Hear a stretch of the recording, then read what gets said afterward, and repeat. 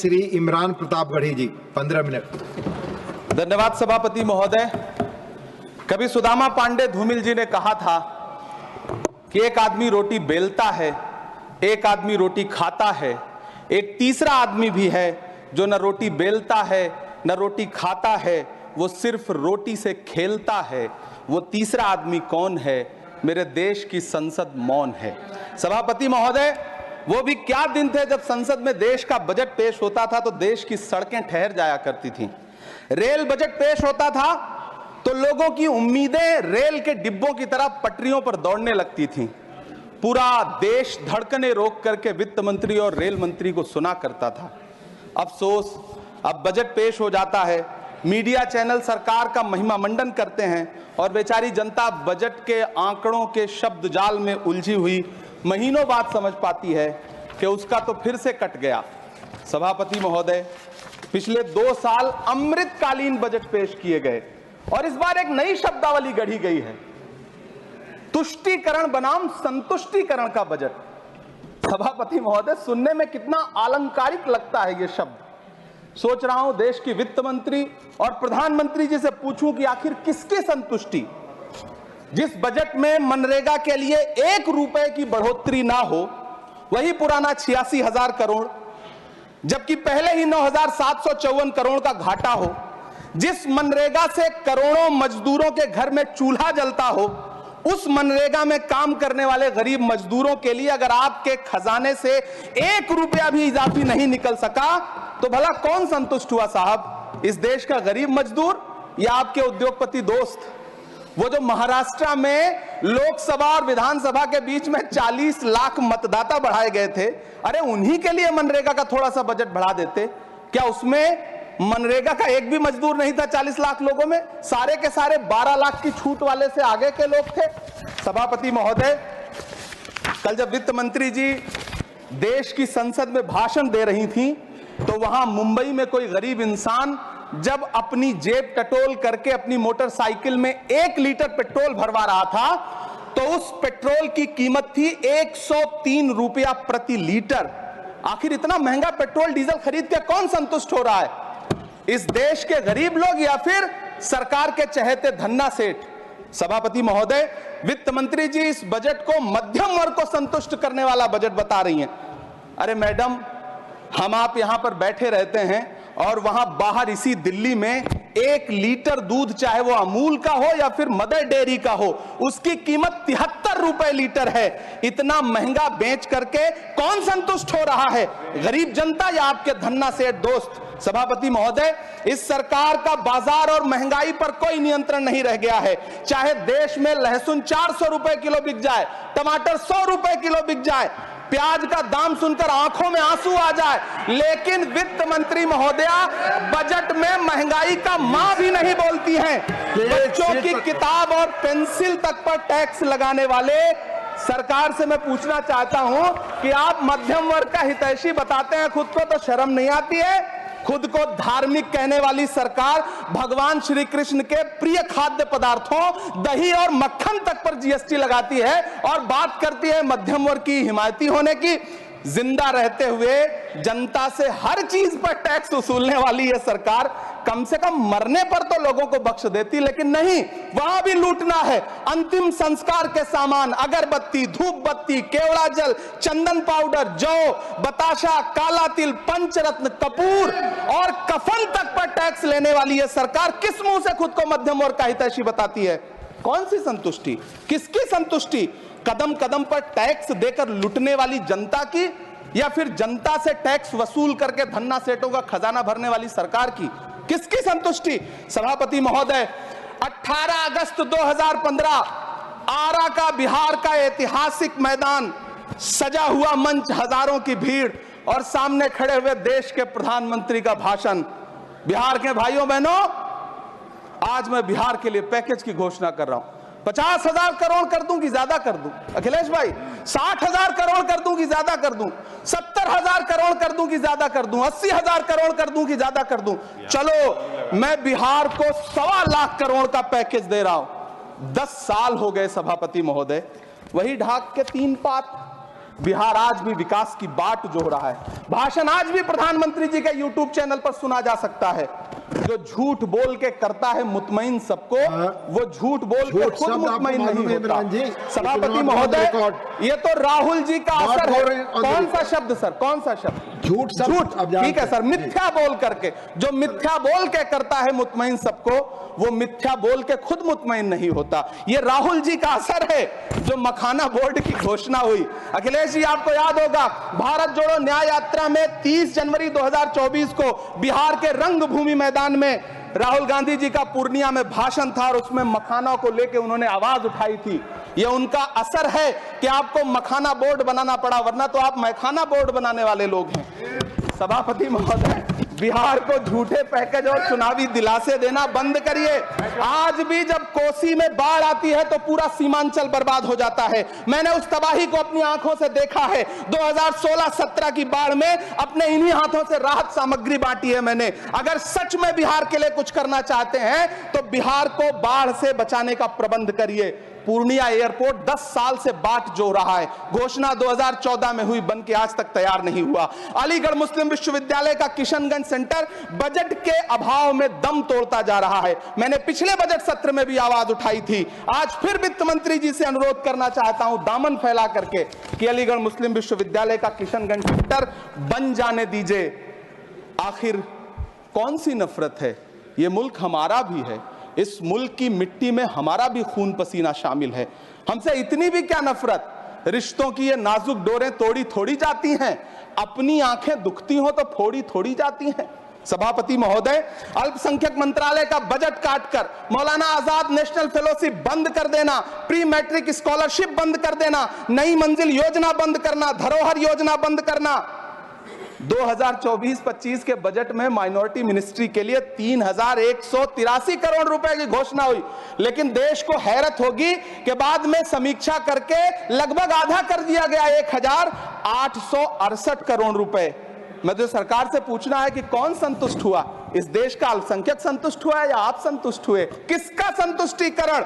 सभापति महोदय, मैं प्रधानमंत्री जी से कहना चाहता हूं कि आप ही ने 1 मार्च 2018 को किंग अब्दुल्ला को, जॉर्डन के किंग अब्दुल्ला को मेहमान बना करके इसी दिल्ली में एक कॉन्फ्रेंस में कहा था कि मैं मुसलमानों के एक हाथ में कंप्यूटर और दूसरे हाथ में कुरान देना चाहता हूं। कंप्यूटर देने की बात तो छोड़िए, पढ़ाई के लिए जो स्कॉलरशिप मिल रही थी उसको भी छीन लिया आपने। किसको संतुष्ट करने के लिए? हम समझते हैं इस साजिश को। आप माइनॉरिटी मिनिस्ट्री का बजट काटते काटते एक दिन मिनिस्ट्री को ही बंद कर देना चाहते हैं। वो जहर देता तो सबकी नजर में आ जाता, सो ये किया कि हमें वक्त पर दवाएं न दी।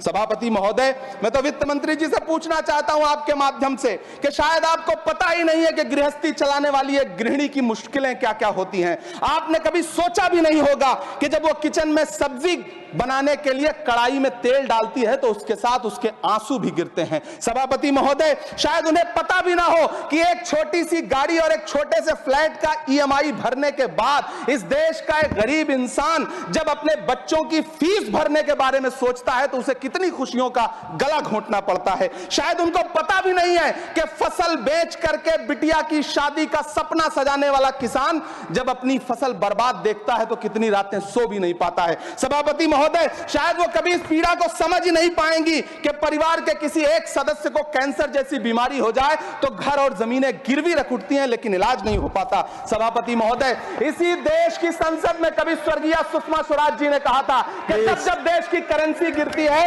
तब देश की प्रतिष्ठा गिरती है। एक तरफ कोलंबिया जैसा छोटा सा देश और उसके प्रधानमंत्री गुस्तावो पेत्रो खड़े हैं जो कोलंबिया के नागरिकों को हथकड़ी लगाकर लाने वाले जहाज को अमेरिका बैरंग वापस लौटा दे रहे हैं, और दूसरी तरफ हमारे प्रधानमंत्री जी खड़े हैं जो बेड़ी और हथकड़ी लगा करके लाए गए बेटों के अपमान पर एक शब्द नहीं बोल रहे। सभापति महोदय, मैं इतिहास के पन्ने पलट रहा हूं, मुझे 2 किरदार याद आ रहे हैं। एक तरफ निक्सन के 7वें बेड़े की धमकियों के सामने लोहे की तरह अडिग इंदिरा गांधी खड़ी हैं, तो दूसरी तरफ खुद ही नमस्ते ट्रंप का नारा लगाते हुए प्रधानमंत्री जी खड़े हैं। मेरे कानों में सुषमा स्वराज जी की आवाज गूंज रही है।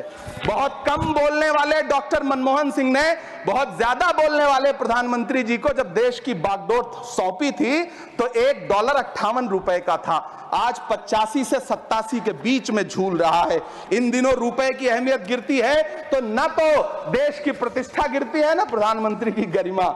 जिस देश में 80 करोड़ लोगों को 5 किलो राशन के लिए कतारों में लगना पड़ता हो, उस देश में यह सरकार 12 लाख तक के टैक्स न लेने के लिए अपनी पीठ थपथपा रही है। हुकूमत इस कदर आवाम पर एहसान करती है, ये आंखें छीनती है और चश्मे दान करती है। सभापति महोदय, महाराष्ट्र का भिवंडी हो, मालेगांव हो, इचल करंजी हो, यूपी का बनारस हो, मुआयमा हो, मुबारकपुर हो, रांची का छोटा नागपुर हो, बिहार का भागलपुर हो, हर जगह बुनकरों की उम्मीदें तोड़ रही हैं, लेकिन इस सरकार के पास उनके लिए कुछ भी नहीं है। मुरादाबाद का पीतल उद्योग, कानपुर का चमड़ा उद्योग, सहारनपुर का लकड़ी उद्योग, फिरोजाबाद का चूड़ी उद्योग, अलीगढ़ का ताला उद्योग, सब सरकारी प्लानिंग से तबाह हो रहे हैं। इन तमाम के बीच सरकारी सपोर्ट से बस एक उद्योग फल फूल रहा है, नोएडा का नफरत उद्योग। सभापति महोदय, जिस देश में 40 से 45% मेडिकल फैकल्टी की सीट खाली हो, वहां बजट में 75,000 नए मेडिकल सीट्स का ऐलान हो रहा है। सरकार बहादुर, कम से कम इस देश के पढ़े लिखे युवाओं को तो मूर्ख समझना बंद करिए। वो अब तिजारती पहलू निकाल लेता है। पहले 7500 मेडिकल सीट्स बाद में बनाइएगा, पहले जो एम्स में 2161 पद खाली पड़े हैं उनको तो भर दीजिए। वो अब तिजारती पहलू निकाल लेता है। मैं कुछ कहूं तो तराजू निकाल लेता है। मैं इसलिए भी तेरे फन की कद्र करता हूं तो झूठ बोल के आंसू निकाल लेता है। सभापति महोदय, फिर झूठ आया है, मैं उसे मिथ्या कर दे रहा हूं। शायरी में बार बार आ जाता है, क्या करूं महोदय। काश ये बजट, सभापति महोदय, वो एक शब्द मैं मिथ्या कर दे रहा हूं सर, वो एक शब्द को हटा दीजिए। ध्यान रखें, ऐसे जो भी शब्द होंगे आपके भाषण में सभापति महोदय, काश ये बजट बीपीएससी के पेपर लीक की शिकायत करने वाले नौजवानों पर बरसती हुई पुलिस के लाठियों पे, जख्मों पर मरहम लगा पाता। सभापति महोदय, पिछले 80 दिन से 70 साल का एक बुजुर्ग एमएसपी की लीगल गारंटी मांगता हुआ आमरण अनशन पे बैठा हुआ है। काश ये बजट किसान नेता जगजीत डल्लेवाल की टूटती हुई सांसों की पीड़ा सुन पाता। काश ये बजट प्रतियोगी परीक्षाओं की तैयारी के लिए दिल्ली, कोटा, पटना, अहमदाबाद जैसे शहरों में, इलाहाबाद जैसे शहरों में किताबों के साथ गल रहे युवाओं के सपनों को जिंदगी दे पाता। काश ये बजट वंदे भारत के सुनहरे विजुअल के बजाय देश की गरीब जनता को कुछ और पैसेंजर ट्रेनें दे पाता। काश ये बजट सीनियर सिटीजन को ट्रेन टिकटों में मिलने वाली रियायतें वापस लौटा पाता, जिनको सरकार ने कोविड के नाम पे छीन लिया था। काश ये बजट किसानों की राह में कीले नहीं बल्कि कालीन बिछाने वाला बन पाता।